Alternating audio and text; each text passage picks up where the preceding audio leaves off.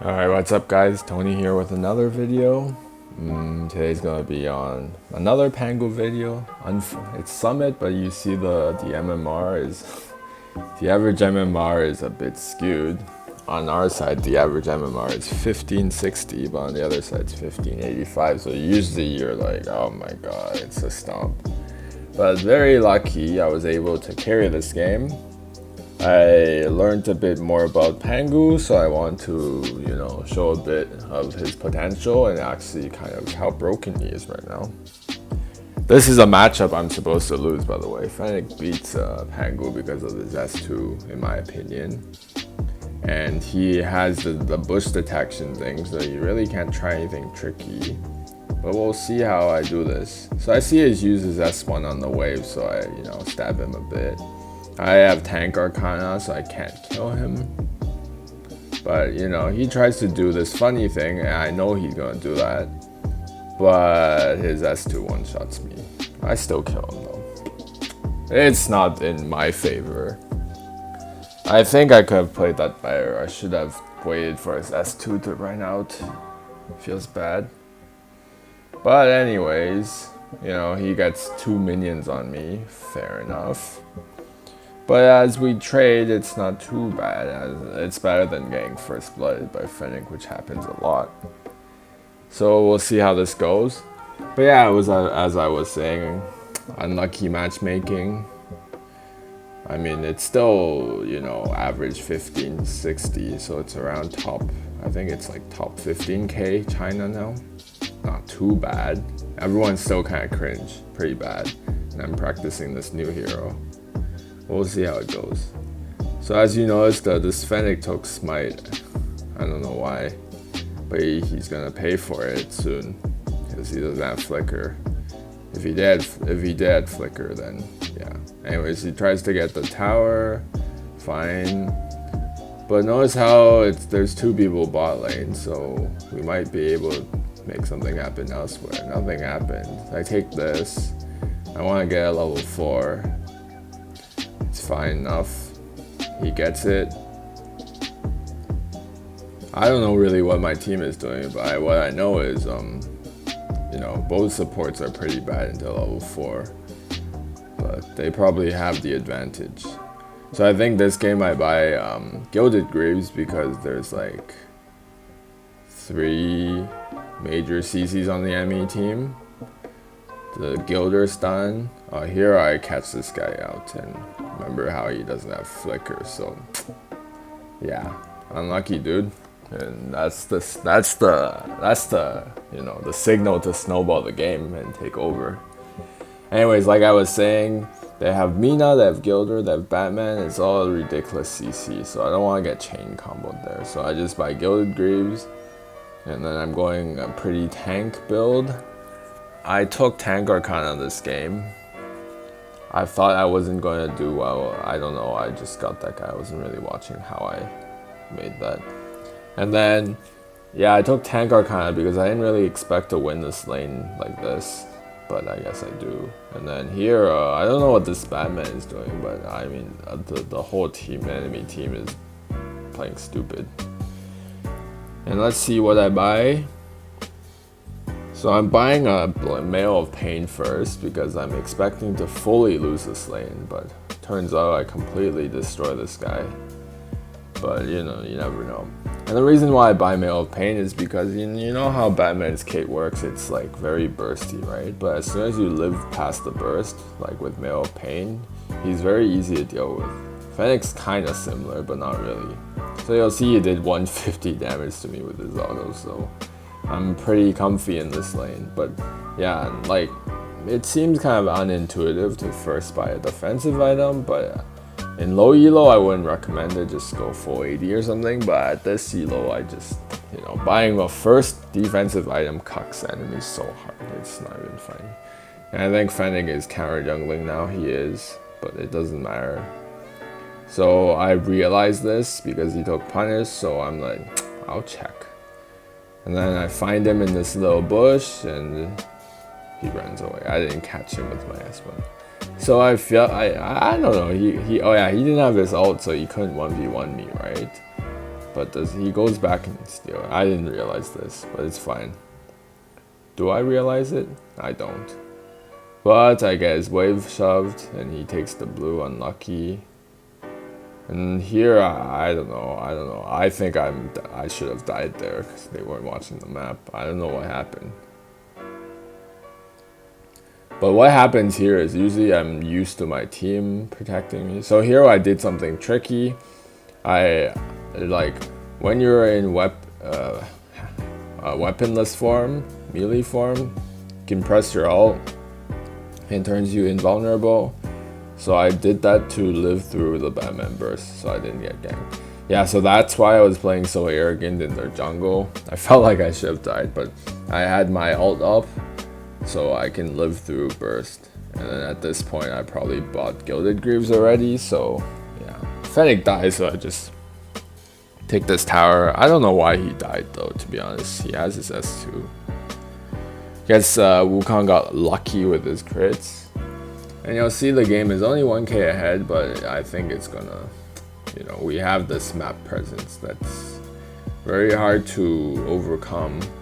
And the enemy comp is not great, as in, you know, they don't have like very tanky bodies right now. So I get this guy with Flicker. And the other thing is they don't have like a true assassin, if you know what I mean. Not assassin, they don't have like a true bruiser. Like it's more like the feeling like they don't really have real engage, you know what I mean? Like Mina has engage, but it's not actual engage. You need someone like the hero I'm playing to go in and to start the engage. Then your secondary engage like Mina can follow up. And in this case it'll be Crushed. You know, Crush can start fights, but usually you'll find that he never really gets to like hit a lot of people, right? But if you jump in and then you get them clumped up or they get distracted, then Crush can come in and ult like a very good split ult or whatever he does. But anyways, here we start to take the lead. It's just the enemy comp is just, Batman can't really do anything against like Valheim or against like me. So I don't know, man. We'll see. And as Mina's not really playing well. But like I said, they don't have like, Emily is not an engager, you know, and nor is Fennec, so they don't have any tools to like, you know, start the fight. But here I camp here because I don't think I can kill, you know, 2 tanks. And for being rewarded for this is we get to catch out the other 2 guys. So you see this is patience is key. And then here I think I get my lifesteal off and then I turn into this form so it makes me invulnerable and then he dies. Yeah, so that's, you know, a result of practicing this hero and then being able to make that small outplay. But I'm also pretty ahead, and also remember, like I mentioned, I bought Mail of Pain first, so that the guy literally could not do damage to me. Feels bad. So here I finished my rank breaker as well. I'm buying my Fafnirs. But yeah, like you'll see, it's just, I went Tank Arcana and I had Mail of Pain, so that's why I was so goddamn tanky there. Could have lived 3 people and then it pays off like this. That's why itemization and Arcana matter a lot. Anyway, so I think the game's gonna wrap up. I'll just split push this. And my ult's back up, so I'm gonna go into a fight. I guess not.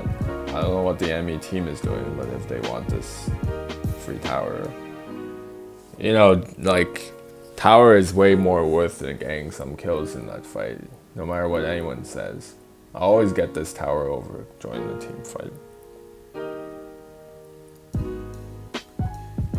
And this Fennec comes, but I think he really can't do damage to me. I'm not gonna turn into ult yet. I'm not gonna turn into weapon form yet. So here I take some damage, but I turn into weapon form. I watch this Fennec be a little cuck, and he dies. Remember, he didn't take flicker, so he pays for it. And people are lolling in chat like this poor Fennec. So yeah, don't take punish in lane unless it's a hero that should. Just don't. It's not worth it. You pay. The gain is just not worth it because you'll just pay for it like this. And here, like, I have 1 billion levels on them, right? So this is just a simple. And then I notice how I use my spells before I turn into weapon when I get disarmed, because it lowers my cooldown by half. So I make sure to not finish all my autos. I use my spells first before getting disarmed. And then yeah, turns out to be the easy 2v1. So that's super important. You have to like manage your little resource thing. And I don't transform back because, like I said, when you transform, you become invulnerable and half your cooldowns go down. So I stay in this form even though it sucks. And then when I look for a chance to, but here I turn back in because I feel like I'm farming slowly and nothing's gonna happen. So it's up to you to make a decision when to transform back into the weapon form. But I would say most of the time, save it for the team fight because you get that invulnerability, you get your cooldowns back, then you, what's it called? Yeah. Wow. Anyways, so I transform back to farm faster, and I think the game is gonna wrap up soon. I'm split pushing a lot more in this game because, like I said, the enemy doesn't have a super good engage, but they have a super good team fight. Like if you start on them, they can chain lock you for, I don't know, 4 seconds, 5 seconds. So I'm still trying to split push, trying to find something to finish this game out. I don't think we're gonna find it.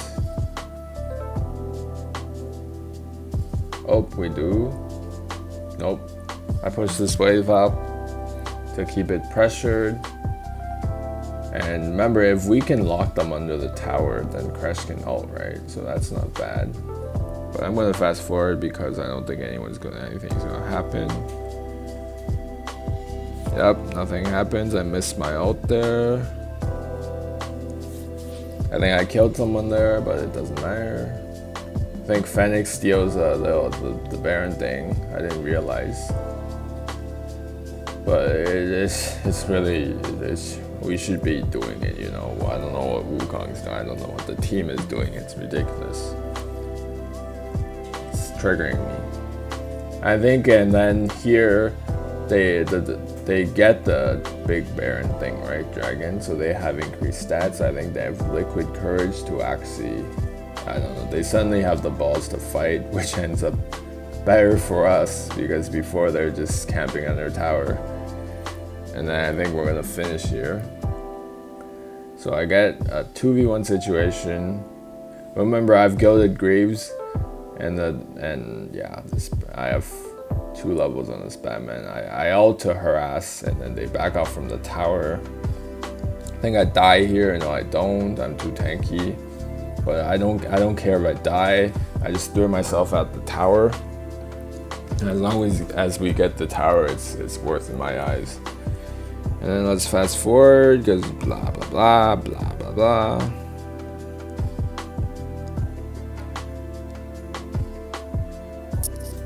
So I stay because my S2 gives me heal, right? And then this guy thinks he can challenge me, but I have my lifesteal, so you see my lifesteal let me live there.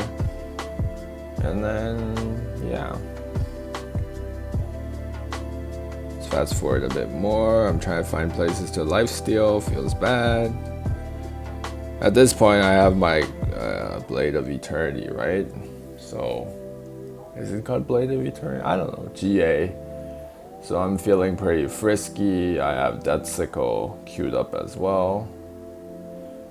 So I'm staying. I'm gonna dive this. I see the tower is very low, and the tower goes down. I ult to keep them off. Maybe a pretty bad ult in retrospect, but I do it anyway because you don't know what's gonna happen.